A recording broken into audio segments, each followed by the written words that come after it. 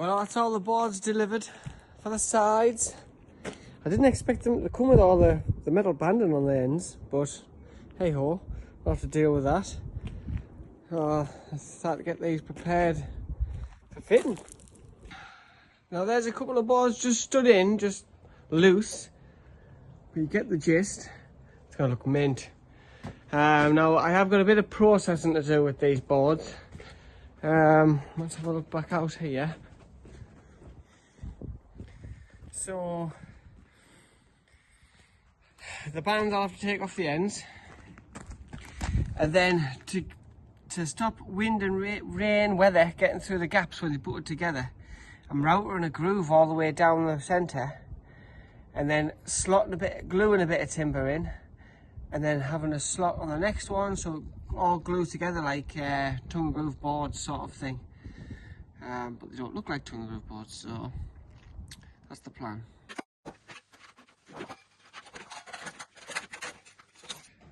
Right, so you can see here, this is where I was going to router in a line with just a flute bit on a router. Go right the way along. I had the fence on, and I was going to rip a piece of timber down, slot it in, put the next timber over the top. But as you can see, it was making an absolute terrible job. Not going very fast. I wasn't very deep. I would say I'm only, well, I tried it at 20mm first and it was too much, so I went down to 15, still no good. Which is why I ended up going out Amazon and getting myself proper tongue and groove kit that will do the width of a full scaffold board as well. So let's give it a try, see what she's like.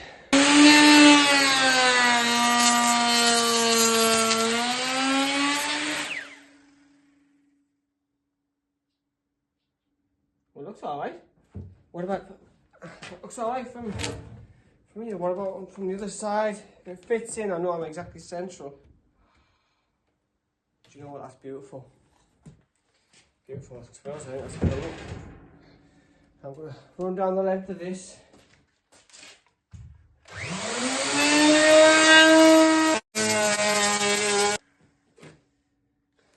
When you're outering as well, because of the way the blade spins, you always go from left to right. Always left to right, or else it'll go the other way.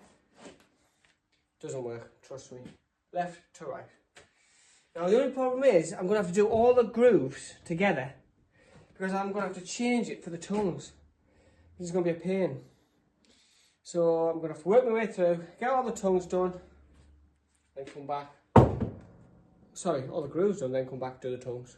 Over to do the tongues. And I've noticed, I thought something's going out here because my groove's getting lower on some and not on others. I'm going to have to do them all from the face side because the board thickness changes. So that's something to take into account. To keep the face flush all the way, I need to do all my cuts from the face. So I can't just flip it over, I've got to keep the face up. And always stack them face up, everything face up, so I always know which way is the good way. Let's have a go.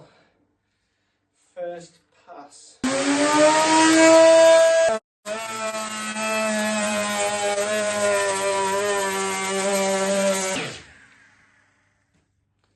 Right. Let's just see what that looks like.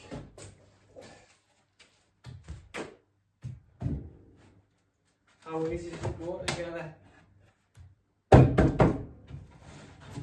Oh, not that easy. Coming from one end because, oh, they're slightly twisted. Oh my god. That's gonna go class. Absolutely class. Weatherproof, windproof, bit of glue in there. Mint. Can't get it off now. Come on. There we go. Right. Fixing it in with 40mm coach screws. But I'm going to pilot them first through all the existing bolt holes. And I've got this socket driver just to bit easier. Let's go and get them to try it on.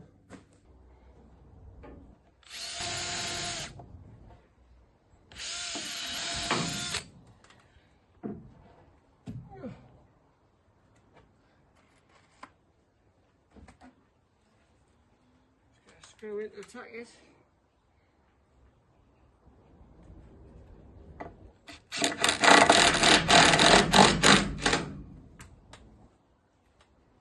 Oh yeah.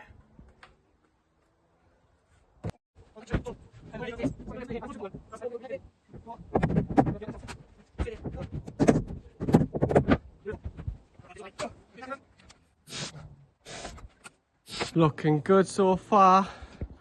Let's go and have a look in.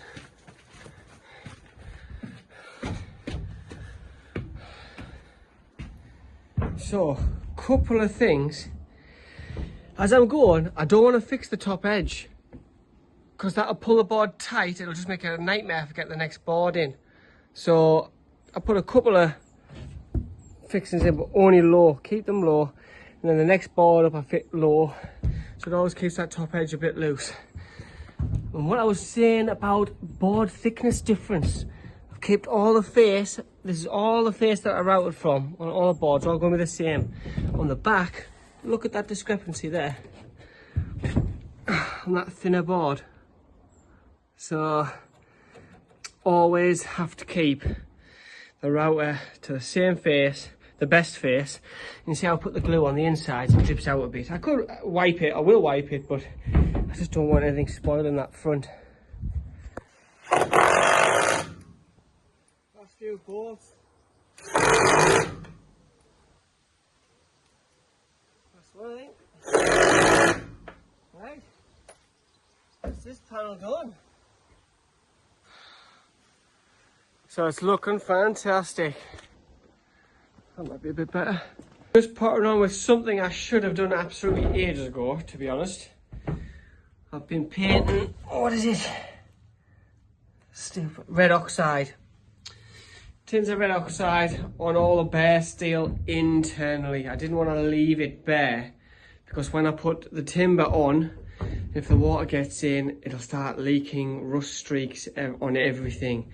So yeah, I wish I'd done this ages ago, potentially the whole thing, just to help protect the steel. So everything you won't be able to see behind all the timber, it will all be protected, as well as the front. Yep. So there we have it. There's this side done. I just need to paint it with my UV protection oil. I'm going to have to make me door. The double doors, French doors to go on there.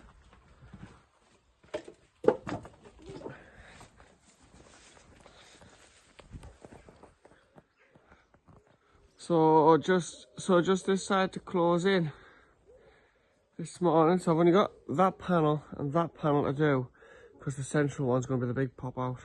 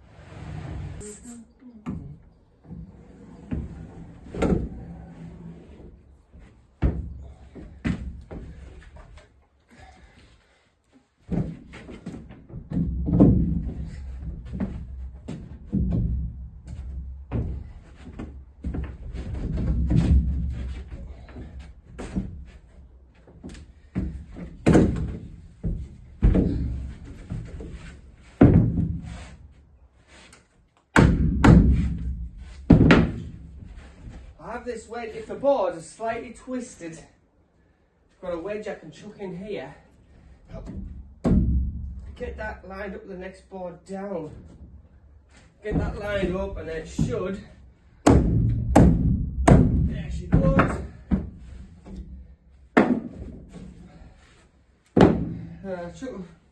Pilot it, chuck a couple of coach bolts in.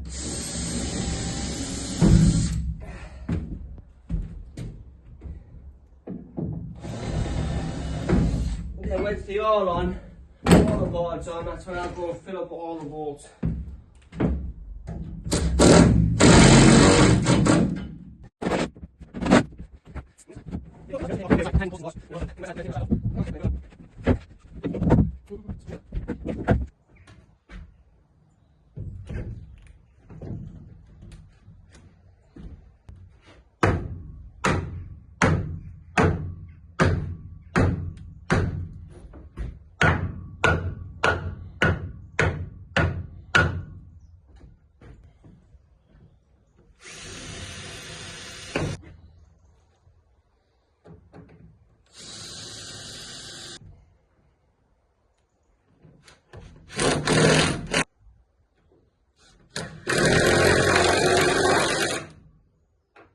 Getting there with the panel, just the top one to rip down.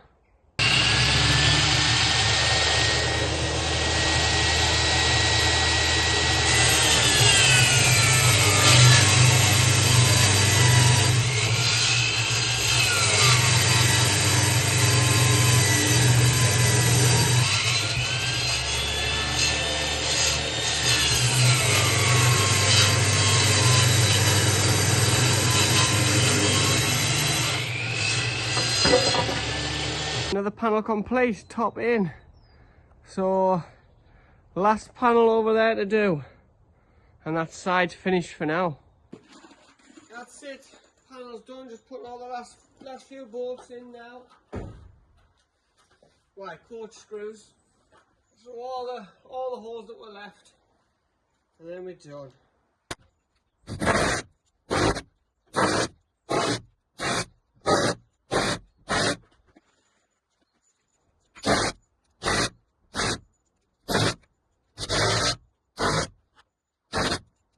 And that's it.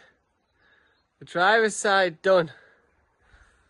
So I've got that big 2.5 metre opening there from my big pop out. That's gonna be cool when that's done. No, it's looking mint. Just done these two sides this morning. Got about 4 hours or something with it. That includes cutting the boards, prepping them, tongue and grooving them, and then fitting them. There's not much in fitting them because you're going 10 inches at a time. You know, 10 boards. Bish, bish. Or is that a 9-inch board? I don't know. Yeah, no, so she's spot on. It's looking good. Inside, starting to look a bit narrower in here now.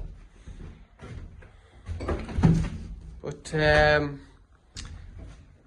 yeah, so on the internal wall, I put a breather membrane on again. I'm going to put some counter battens some timbers going that way, because I want the internal boards, the internal finished boards, to be up vertical like those. But the next job, I think, cut some windows out, and make the double doors and frame with all glass. So then that leaves me with the pop out to deal with, and then that's it. I'm watertight, apart from the floor obviously. But to get the pop out done, the way I'm designing it, it'll be on little wheels, so it can just push in or out. So I need to get all the windows and doors in, so this part's as watertight as can be. Then do my insulation and finished floor, so I can create my pop out exactly how I want it to be, so it can slide in and out. So yes, windows and doors. I don't want to go too much about the pop out until I'm on about it, until I'm building it.